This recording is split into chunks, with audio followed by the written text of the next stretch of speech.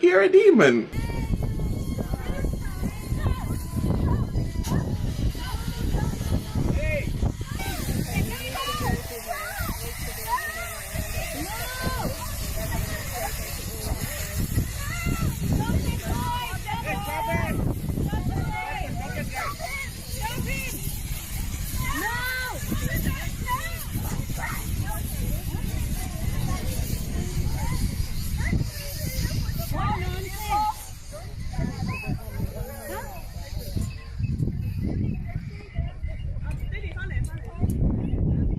Lock his ass up! Lock his ass up! Yeah, people are getting sick of these overgrown children that throw hissy fits and try to break things just because the world isn't exactly how they want it to be. They have very simplistic solutions to very complex problems, and they don't hold anything sacred. They will destroy anything and anyone who doesn't align with their utopia. But of course, they're the peaceful, tolerant ones. This is what climate protesters did to Stonehenge yesterday. So yeah, just spraying it down with Just spray painting Stonehenge. But I don't understand why or something. Like, what does spray painting a rock have to do with protesting climate? And then exactly. That's my question. What's your goal? Because people who lived thousands and thousands and thousands of years ago that have no cars or anything whatsoever are actually the ones responsible for the mess that they think that we're in right now, Todd. Get with it. Goodness gracious. And just look, we got to be honest with each other. There are some people on this planet that we just be better off without. People do need to not be here, but they're here. They're emboldened. They are given frickin' immunity that they can do whatever they want. What moron sits down and says, hey, I want to protest climate change. Okay, Ron, what do you want to do? Let's go spray paint Stonehenge. Where's your dad? Where's your mom? Where is your family? Yeah, and another way they like to protest is by doing roadblocks, which makes no sense. It's kind of counterintuitive. I'm going to protect the climate from oil and gas by making thousands of cars idle for hours. That just makes no fucking sense. I'm not getting you move! That's my baby, move! Now!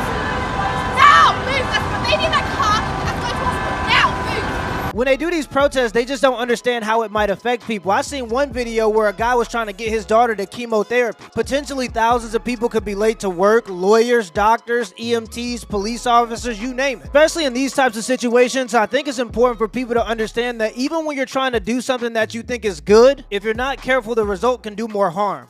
Climate activists have struck again, this time at a car show, by pouring oil all over the car and all over the stage. And the worst part is, the car that they poured oil on in the presentation around is an electric vehicle. God damn it! You can't make this shit up! And not only that, apparently they had a sleeper agent in the crowd because they had 2 more people come out and start spilling oil all over the ground and all over the electric vehicle again. And I get being concerned for the environment. Honestly, I commend people that go out of their way to do things that take the environment into mind, like carpooling or using less bags or reusable bags. But going to a car show and throwing oil over an EV is so counterproductive, it boggles my mind. Everyone now associates Just Stop Oil with just a bunch of morons wrecking people's lives. That's what people like you call them. I would actually call them heroes because... What's heroic about running on a cricket pitch and chucking orange paint around? Why don't you go to China and India and Russia and pull these stunts there? Why is it only the safe places like the UK that Just Stop Oil chuck this stuff around at major sporting events and things that people love? Let me tell you why. Because there's a moral cowardice at the heart of what you do. It's a bit like Greta Thunberg. Greta Thunberg, you never see her in Beijing ranting away about the Chinese government. Even though the worst polluters in the world are the Chinese. So the people causing the real damage on pollution, none of your protesters have the gumption or the moral guts to go and wreck the lives of those people in those countries, because you know what would happen. You pick on the easy places who are doing the most to try and combat it, and in the process, you piss off the entire country. Exactly. You can't destroy things or insult things that people hold sacred and then expect them to care about the thing that you want. It's like how when people in the LGBT community insult Christianity in a predominantly Christian country and then complain when Christians don't accept them. Yeah, that ain't gonna work. They're biological women. No, but you're talking about women. They're women. Yeah, they're women. You're worried about women seeing Look, a body? I mentioned nothing about. I mentioned nothing about. No. What I have a problem with is I don't want to see a naked man's genitalia. I'm married. I have a husband. You think my husband wants me seeing another naked man while he also gets to simultaneously, non-consensually at that, get to see me naked? No way. That goes against my values as a Christian. That goes against my values as a married woman. No way. That's what I have a problem with. It has nothing to do with his sexual orientation. I don't know if Thomas likes men or women or what, but either way. So I just started a new job and I almost got in a huge fight. I'm talking like corporate level lawsuit fight, until I realized that management was referring to me as the trainee. The trainee.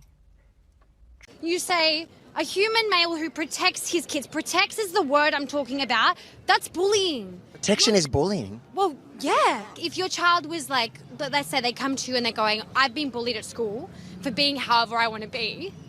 And they could be like suicidal about that. Don't laugh. Why are you so disrespectful? I literally just had this conversation 2 minutes ago. Because every single conversation I have on this lie about suicides come out. What are you trying to say? So would you like to hear the actual statistics about suicides? I don't want to hear it because I've lived that experience, mate. How can a girl be a boy? We're not answering that. You're talking about concepts that have not progressed. Do you think we should sterilize autistic kids? I don't want to. Do you think we should sterilize kids who grow up to be gay? Because that's what's happening. I am autistic. Do you think you should have been sterilized when you were 12 years old? I'm doing this because I'm spreading truth. Truth? That our children are beautiful just as they are, and they shouldn't be told that they're supposed to be something they're not. Just because you're empathetic or sympathetic about someone's situation doesn't mean you have to ignore objective reality. And just because you cry about objective reality doesn't mean it's going to change. Love doesn't always mean accepting their behavior. Just because I love my daughter doesn't mean I'm going to accept that she does crack. I'm going to try to get her help. It's June, so you're going to be seeing a lot of this, but you're probably not going to be seeing or hearing a lot about this. I'm not going to sit here and pretend like I understand why that is, nor am I trying to pit these two different movements against each other.